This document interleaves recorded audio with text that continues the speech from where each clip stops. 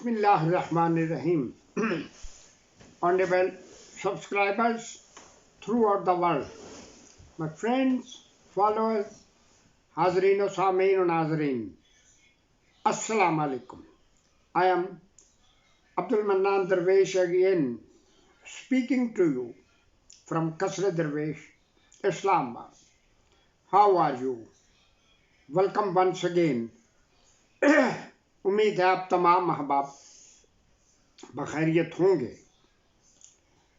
आज यानी 9 नवंबर न सिर्फ पाकिस्तानियों के लिए बल्कि तमाम दुनिया के मुसलमानों के लिए एक निहायत अहम दिन है, बल्कि उन लोगों के लिए जो साहिब शऊर हैं, जिनको अल्लाह की ज़ात ने समझ अता फरमाई, उन सब के लिए निहायत अहम दिन है। क्योंकि इस दिन शायर मशरक़ हमारे अजीम महबूब हज़रत अल्लामा इकबाल रहमतुल्लाह अलैह 1876 में पैदा हुए। अब इकबाल खुद फरमाते हैं, इकबाल भी इकबाल से आगाह नहीं है, इकबाल भी इकबाल से आगाह नहीं है इसमें तमस्खुर नहीं वल्लाह नहीं है। बड़े लोग हर दौर में होते ही हैं, होते आए, मगर कुछ ऐसे अफराद जिनसे अल्लाह ने कोई ख़ास काम लेना था, उनको खुद तैयार करके पूरा मटेरियल दे के फिर भेजा। शायर मशरक़ बहुत बड़े शायर थे, जबकि अल्लामा खुद फरमाते हैं कि मुझे ना तो शायरी का शौक़ था ना शायर बनने का, अलबत्ता मेरे कुछ मखसूस अगराज़ व मकासद थे जिनकी खातिर मैंने शायरी का लबादा उड़ा या शायरी का एक ज़रिया इस्तेमाल किया।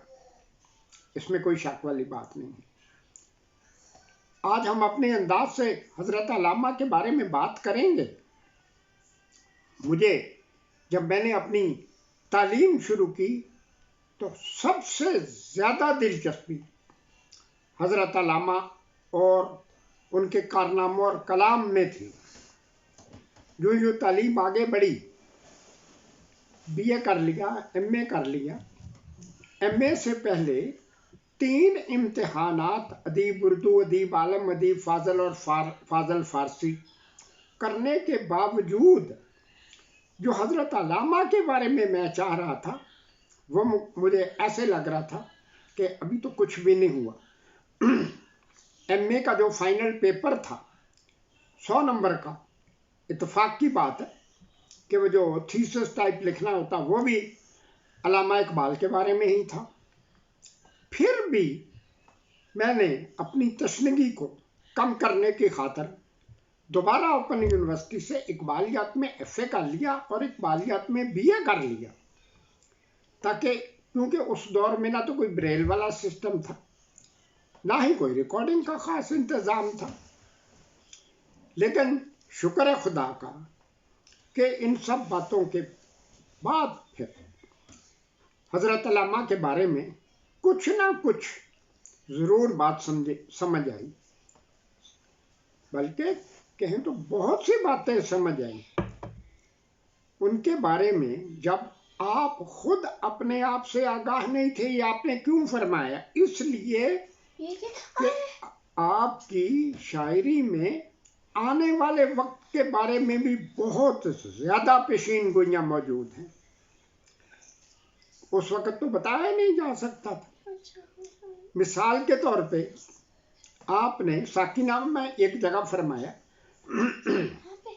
बुझी इश्क की आग अंधेर है, बुझी इश्क की आग अंधेर है, मुसलमान नहीं राख का ढेर है। मैं आप अपने दिलों पे हाथ रखे और सोचे, इन दिनों इसराइलिये اور ان کے دوست احباب سرپرست یہ جو بھی ہیں فلسطینی مسلمانوں کے ساتھ کیا کر رہے ہیں، جو بھی کچھ کر رہے ہیں وہ کسی کو نظر ہی نہیں آتا. کیا مطلب؟ یہ ہم ڈسکس کر چکے ہیں. ساری دنیا والے ان کی طرح مذہبی اندھے جو ہوئے تھے. جو مذہبی اندھے ہیں ان کو کیا نظر آنا؟ ٹی وی پہ دکھا رہے ہیں، سوشل میڈیا میں آ رہا، اخبارات میں آ رہا، جو ظلم و ستم ہو رہا ہے. لیکن ہماری نظر ہو تو ہم دیکھیں نا، سوچے سمجھے. یہ وہ باتیں تھیں جب آپ نے یہ بات فرمائی تھی. اس وقت ایک بھی مسلمانوں کا ملک آزاد نہیں تھا. آج بقول ہمارے زر خرید لیڈروں کے کہ جی مسلمانوں کے 57 ملک ہیں. There are 57 Muslim countries. بہت اعلیٰ بات ہے. 57 کنٹریز ہیں تو ان سب کو اگر اکٹھا کر لیا جائے تو کوئی راکھ کا ڈیر بنے گا؟ یہ تو ہے ہی کچھ نہیں. پھر آپ کے کلام کے بارے میں یہ جو فرمایا جاتا کہ ہر جو شعر ہے اگر غور سے سمجھے، جس طرح کے پروفیسر یوسف سلیم چشتی صاحب نے حضرت علامہ کی ہر فارسی کتاب اور اردو کتاب کے بارے میں بہت بڑی بڑی کتابیں شرح کے طور پہ لکھی، سمجھ کے لکھی ہے نا. کوئی ایسا شعر نہیں جس کا تعلق کسی نہ کسی طرح سے قرآن کی کسی آیت سے ماخوذ کیا گیا ہو، تعلق نہ ہو کسی نہ کسی آیت. اب اگر قرآن میں تو ہر چیز موجود ہے. اب یہ بات کریں فلاں چیز کے بارے میں، جاہل لوگ جو بات کرتے ہیں قرآن میں کیا ہے، قرآن میں تو سب کچھ ہی ہے. اب ہماری اپنی عقل اگر نہ ہو، ہم ڈسیبل کمیونٹی، معذور افراد، خاص طور پہ نابینا جو ایکٹیو کمیونٹی ہے، باقی تو سب ایسے ہی ہے نا. گرم بٹھی، سردیوں کا موسم ہے، بٹھی گرم ہے، ہاتھ سیک لے. اصل تو بلائنڈ کمیونٹی ہے نا. اگر یہی والی بات ہے تو حضرت علامہ نے پھر بلائنڈ کے بارے میں کیا فرمایا؟ ظاہر کی آنکھ سے نہ تماشا کرے کوئی، ہو دیکھنا تو دیدہ دل وا کرے کوئی. دیدہ دل وہ کیا ہوتا ہے؟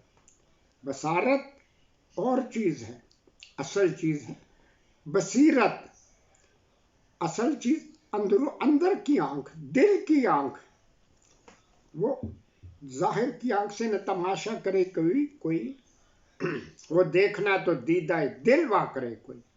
ٹھیک ہے نا. پھر فرماتے ہیں دعا کی صورت میں فرماتے ہیں محروم تماشا کو وہ دیدہ بینا دے. محروم تماشا کو وہ دیدہ بینا دے. دیکھا ہے جو کچھ میں نے اوروں کو بھی دکھلا دے. اور اگر دیکھنے کے خواہش مند ہوں تب بھی ان کو نظر آئے نا. جب سب عقل کے اندھے اور مذہبی اندھے بن کے بیٹھے ہوئے، جب وہ دیکھنے کے خواہش مند ہی نہیں ہے. علامہ قبلہ تو فرما گئے نا.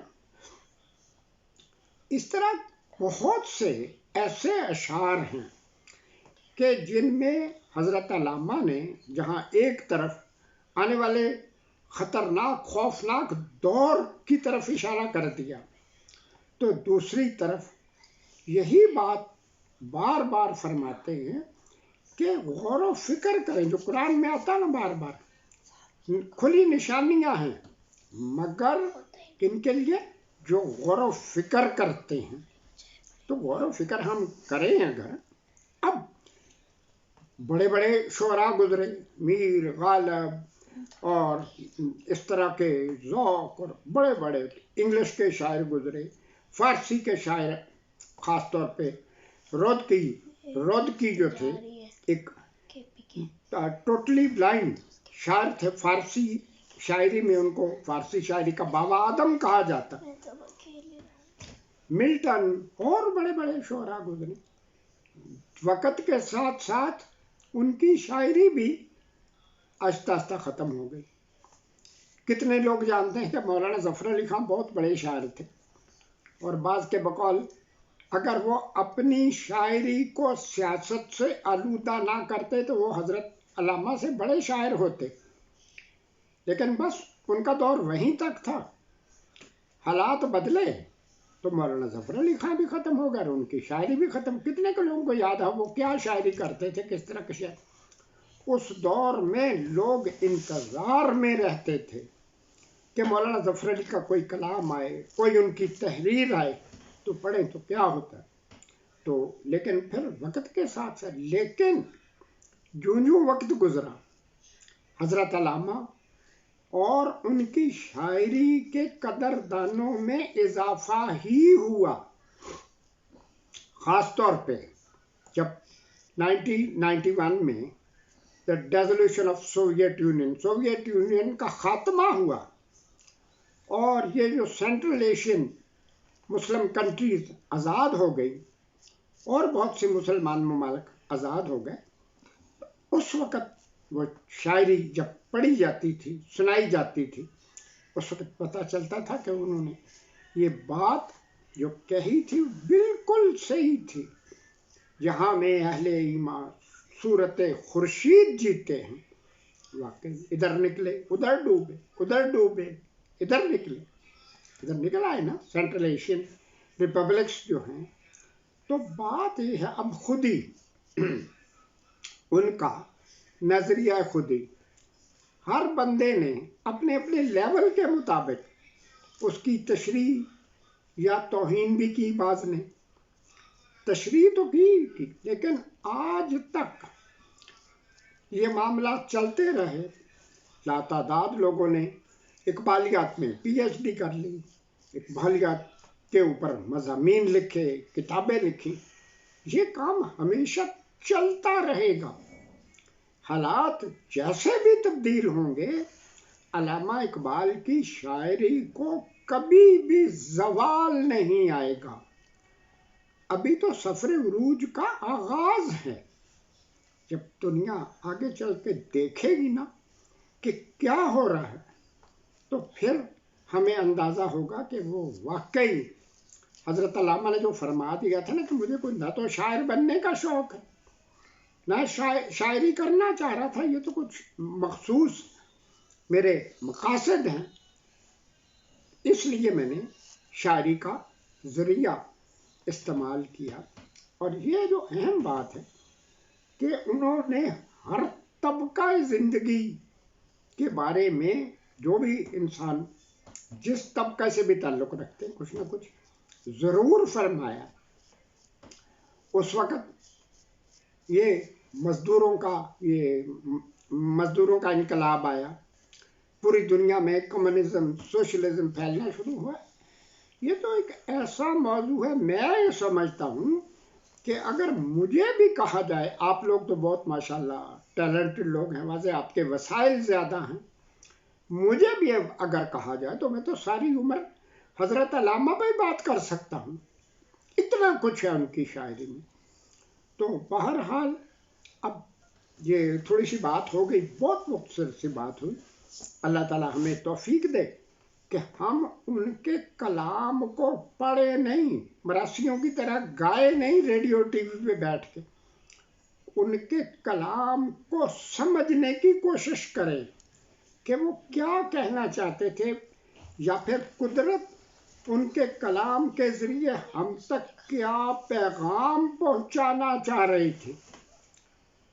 مجھے ابھی تک یاد ہے کہ آپ نے اصل جو شاعری ہے وہ تو فارسی میں ہے نا، 20,000 اشعار فارسی میں کہے، 5,000 اردو میں کہے، فارسی میں جتنی کتابیں لکھی، اسرار خودی، رموز بے خودی اور یہ ساری کتابیں، زبور عجم وغیرہ، تو یہ سب کچھ، اور اسی طرح سے اردو بھی۔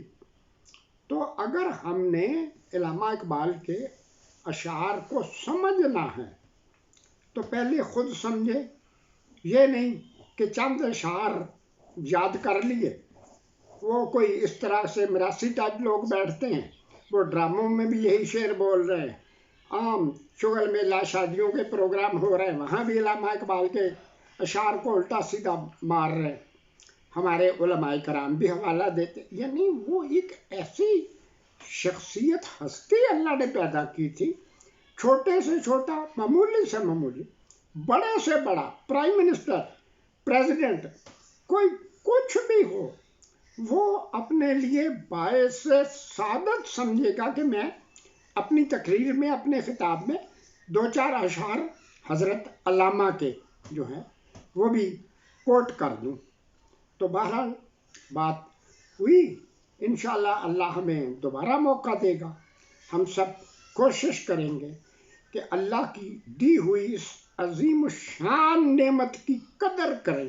قدر تب کریں گے جب اس کو سمجھیں گے۔ یہ کوئی میر تقی میر یا میر زرد اس طرح کی کوئی چیز نہیں ہے۔ حضرت علامہ جس طرح انشاءاللہ قیامت تک قرآن میں رہنا ہے، اسی طرح قیامت تک حضرت علامہ کی شاعری میں رہنا ہے۔ لوگ آتے رہیں گے، نئے سے نئے گوشوں کی نقاب کشائی کرتے رہیں گے۔ آمین یا رب العالمین۔ ربنا تقبل منا انک انت السمیع العلیم، وصلی اللہ تعالی علی خیر خلقہ ونور عرشہ واہل بیتہ اجمعین برحمتک یا ارحم الراحمین۔ والسلام۔ حضرت علامہ